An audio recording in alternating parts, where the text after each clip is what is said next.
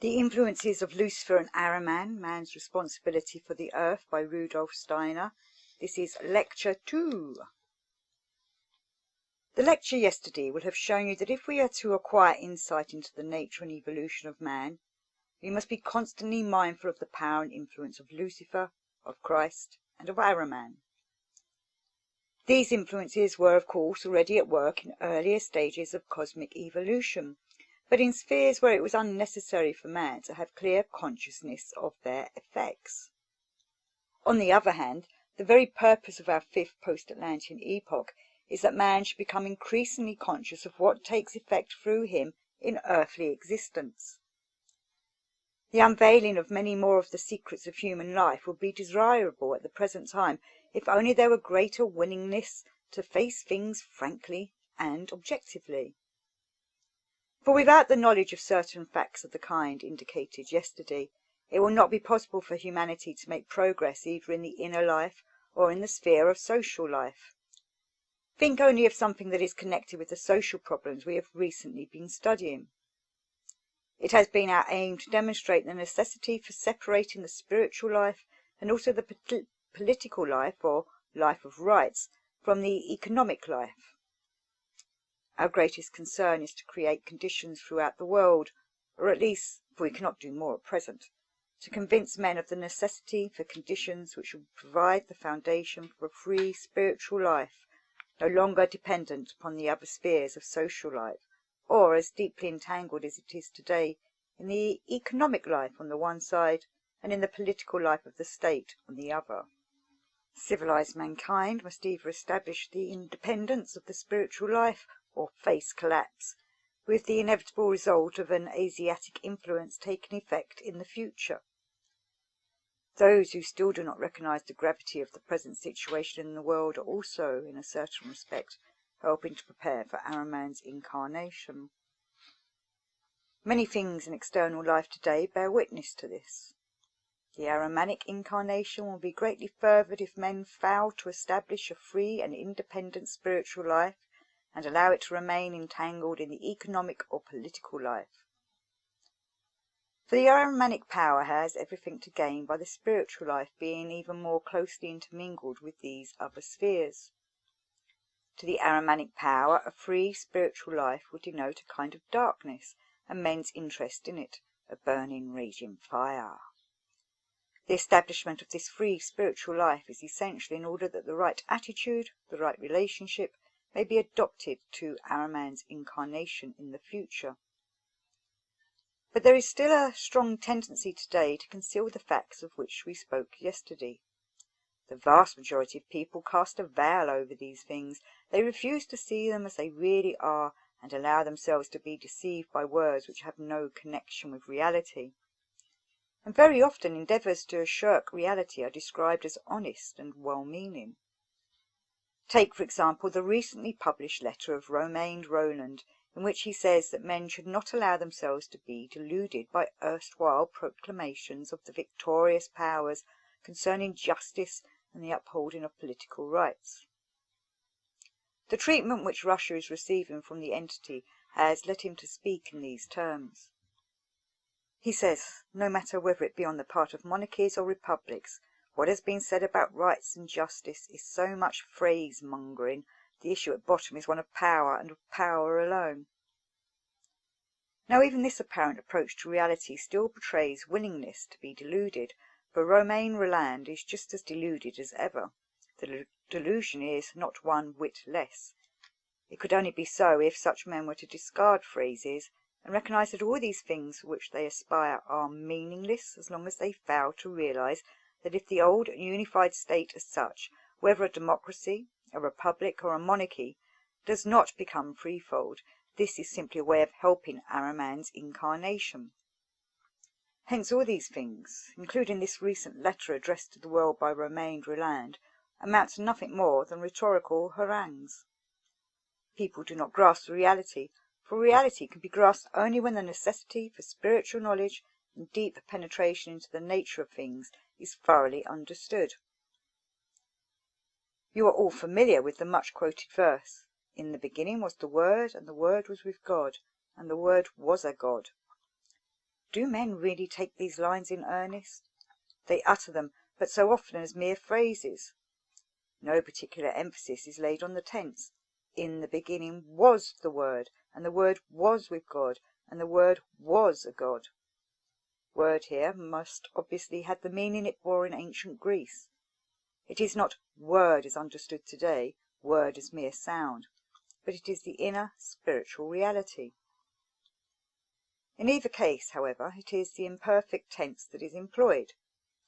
The implication therefore is, in the beginning the Word was, but it is no longer.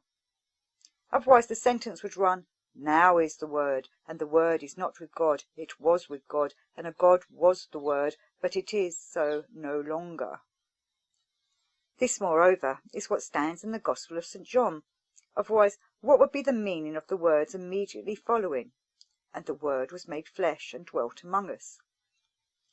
This indicates a further evolution of the word. Word also means anything that man can acquire in the way of intellectual wisdom through his efforts and through his intelligence. But it must be quite clear to us that what word denotes here is not really the goal for which man must strive at the present time or in the immediate future. To express what is now the goal, we should have to say, let man seek for the Spirit that reveals itself in the Word, for the Spirit is with God, and the Spirit is a God. Mankind must press on from the Word to the Spirit, to perception and knowledge of the Spirit. When I remind you of these first verses of the Gospel of St. John, you will realize what little inclination there is today to take such things in earnest and to surmount the arbitrary interpretations so often accepted in matters of the greatest moment. Human intelligence itself must be quickened and illumined by what is revealed in spiritual vision. Not that actual seership is essential. What matters is that the fruits of spiritual vision shall be understood. I've repeatedly emphasized that today it is not the seer alone who can apprehend the truth of clairvoyant experience. This apprehension is within the power of everyone at the present time, because the spiritual capacities of men are sufficiently mature if they will but resolve to exercise them and are not too indolent to do so. But if the level befitting humanity is to be achieved, such things as were mentioned in the lecture yesterday must be taken in deep earnestness. I used a trivial example to show how easy it is to be deluded by figures and numbers. Is there not a great deal of superstition where numbers are concerned?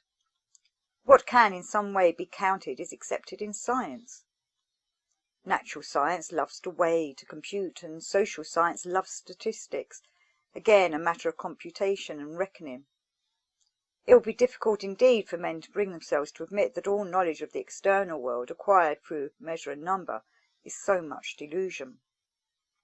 To measure, what does it mean in reality? It means to compare something with a given dimension, be it length or volume.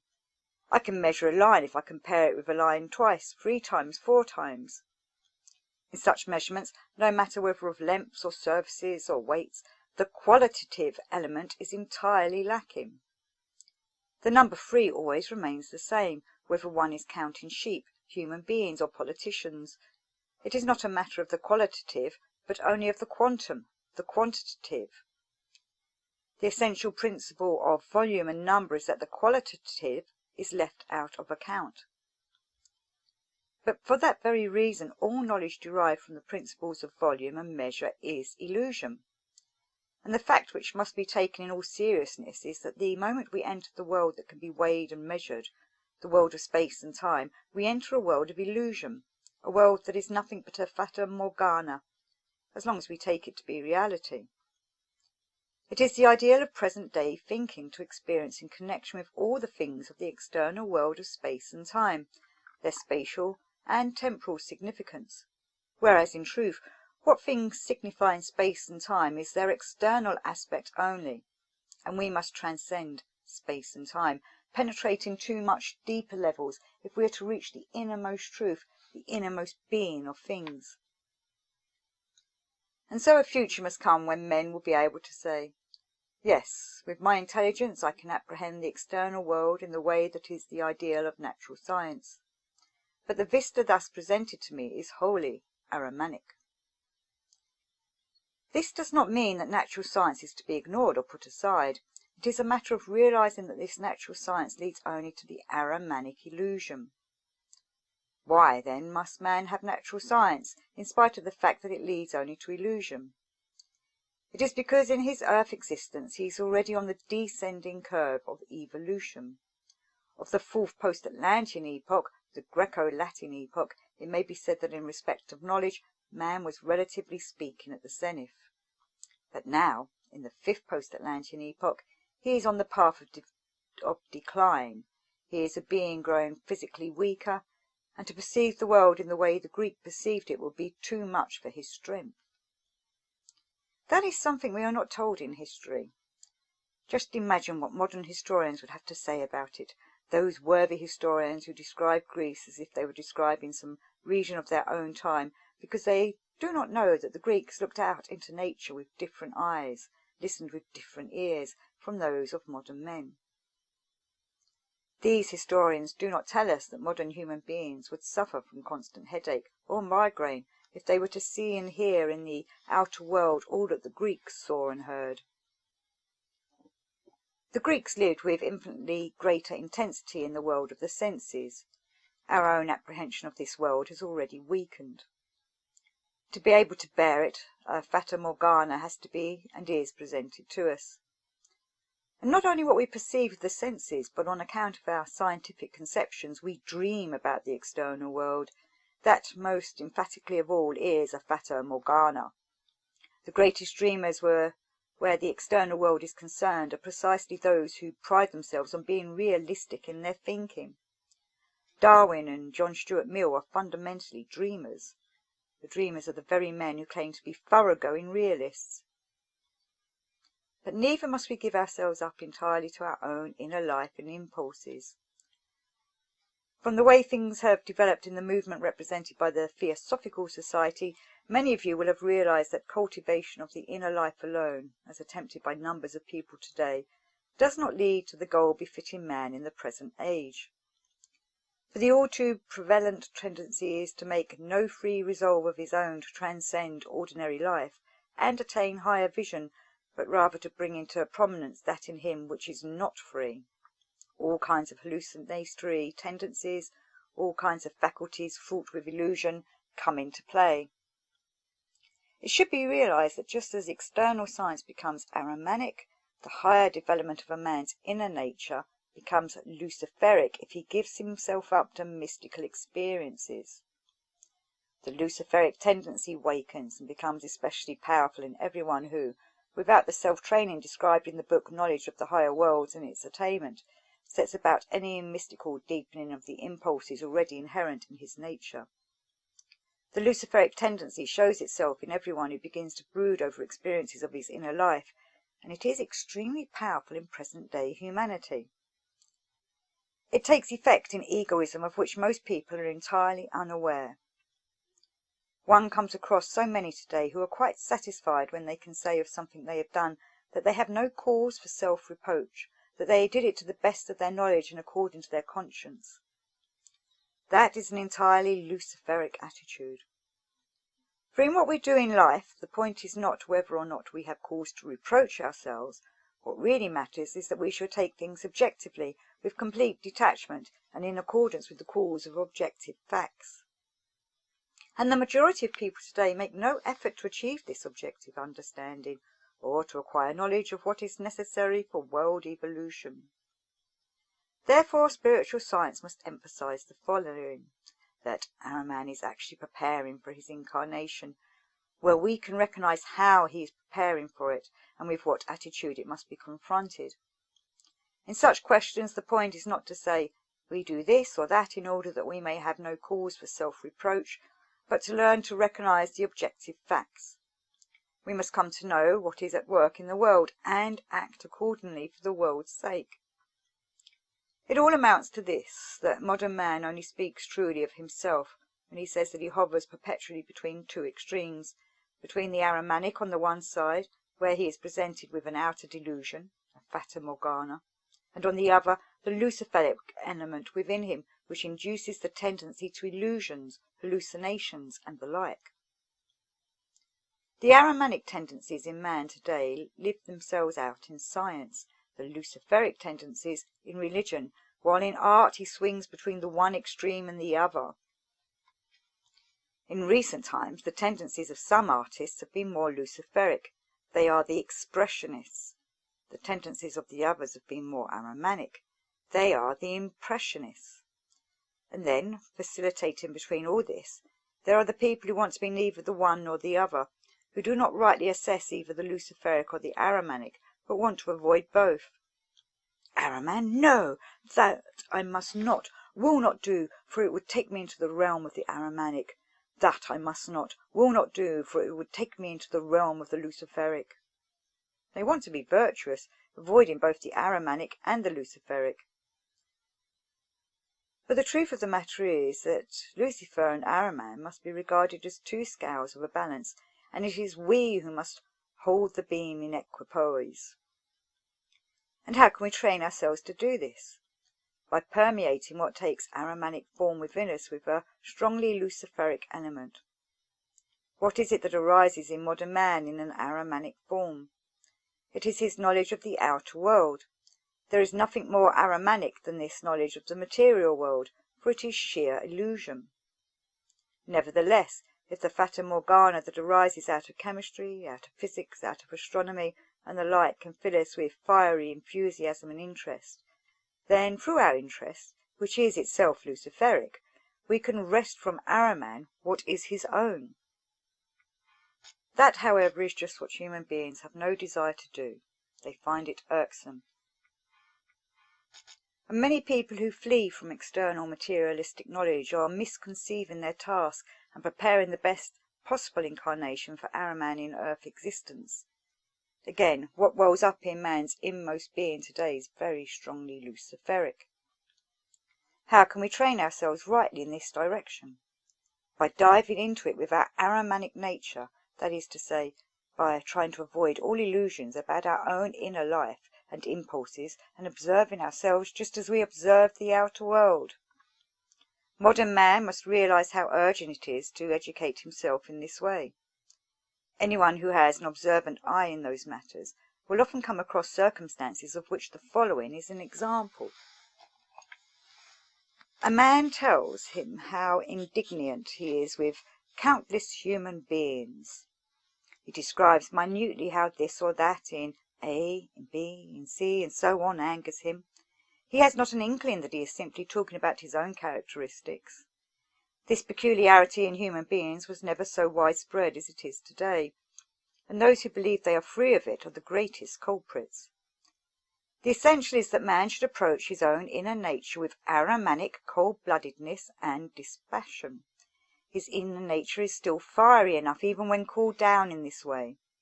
There is no need to fear that it will be over-cooled.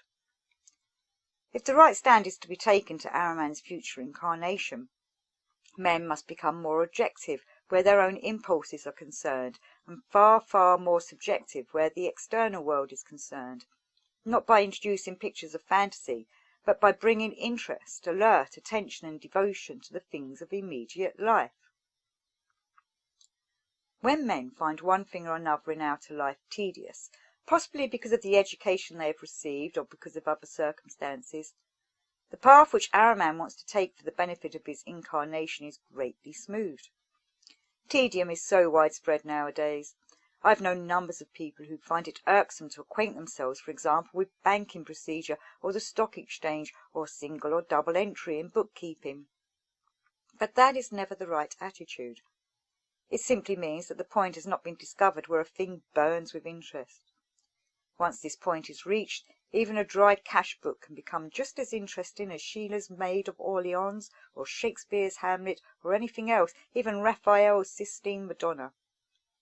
It is only a question of finding the point at which every single thing in life becomes interesting. What I have just said may make you think that all these matters are very paradoxical, but in reality they are not. It is man who is paradoxical in his relationship to truth. What he must realize, and this is a dire necessity today, is that he, not the world, is at fault. Nothing does more to prepare the path for Ahriman's incarnation than to find this or that tedious, to consider oneself superior to one thing or another, and refuse to enter into it. Again, it is the same question of finding the point where everything is of interest. It is never a matter of a subjective rejection or acceptance of things, but of an objective recognition of the extent to which things are either Luciferic or Ahrimanic, with the result that the scales are overweighted on the one side or the other. To be interested in something does not mean that one considers it justifiable. It means simply that one develops an inner energy to get to grips with it and steer it into the right channel. As some of you may know, it is a long time ago now. A number of friends bought themselves books on mathematics. A kind of sporting spirit had crept into them. They bought the works of Lucifer, but it was not long before most of the volumes found their way to library shelves, and the mathematical knowledge was not much in evidence. This, of course, is not meant as a hint to tackle the matter again. I am making no such suggestion. But to come to grips with something in which, to begin with, one is not interested at all, in order that a new understanding of world existence may arise, that is of untold significance. For such things as I want to bring home to you in these lectures, how Lucifer and Ahriman intervene in the evolution of mankind side by side with the Christ impulse, these things must be taken in all earnestness and their consequences rightly assessed. Had there been no Luciferic wisdom, no understanding of the mystery of Golgotha could have been acquired through the Gnosis in the early centuries of Christendom. Understanding of the mystery of Golgotha diminished with the fading of the Luciferic wisdom. And where is there any evidence today of such understanding? The fact that understanding cannot be found through external, Ahrimanic science is perceived by those who, to some extent, recognize its characteristics. Take, for example, a man like Cardinal Newman, a very significant figure in the sphere of religion during the second half of the 19th century. At his investiture as cardinal in Rome, he declared that he could see no salvation for the religious development of mankind other than a new revelation. But there it remained. He himself showed no special inclination to receive anything of the new spiritual life that can now stream into humanity out of the spiritual worlds. What he said remained in the sphere of abstraction. In very truth, humanity needs a new revelation. Of this there is evidence on all sides. There have been discussions recently about the deterioration in morals and in the general attitude to morality during the last 4 or 5 years. The conclusion reached is that denominational religious instruction must be introduced more intensively into the schools. But it cannot be emphasized often enough that this instruction was already being given, and the times are supposed to have come under its influence. If the old denominational instruction is again to be introduced, we shall simply be beginning the whole process over again. In a short time we shall be back where we were in 1914. It is in the highest degree important to realize that in the subconsciousness of human beings there are longings quite different in character from what comes to expression on the surface. When we founded the Waldorf School in Stuttgart earlier this year, we were obliged to arrange for the religious instruction to be divided among the various clergy. A particular hour is devoted to religious instruction, which is given by a Catholic priest for the Catholic children and by an evangelical pastor for the evangelicals. I shall not speak of the difficulties that came from the size of the priests. That is a chapter by itself. What I do want to say, however, is that an immediate desire was expressed for religious teaching apart from any denomination.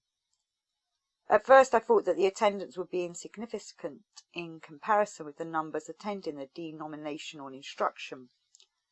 But in spite of the fact that soon there will not be a single pulpit in Stuttgart from which invectives are not poured on anthroposophy, a large number of children, 5 times as many as we expected, have asked for a kind of anthroposophical instruction in religion, and the class had to be divided into 2. Subjectively, this may not be altogether welcome, for it may prove to be a rod for our own backs. But of that I do not want to speak. I only want to show that there is a longing for progress in human beings, but that they are asleep and do not perceive that forces are keeping these longings in subjection. And moreover, The courage to bring these longings to the surface is very largely lacking. Just think what the effect could be of knowledge such as that of the future incarnation of Ahriman, who is preparing for it by means I've been describing both yesterday and today. It is essential to inform ourselves objectively about these things in order that we may take the right stand towards what is going on around us in the way of preparation for the Ahriman incarnation. Only if you apply deep and mature reflection to what has been said in these lectures about the Ahrimanic currents will you be able to apprehend the gravity of the present situation.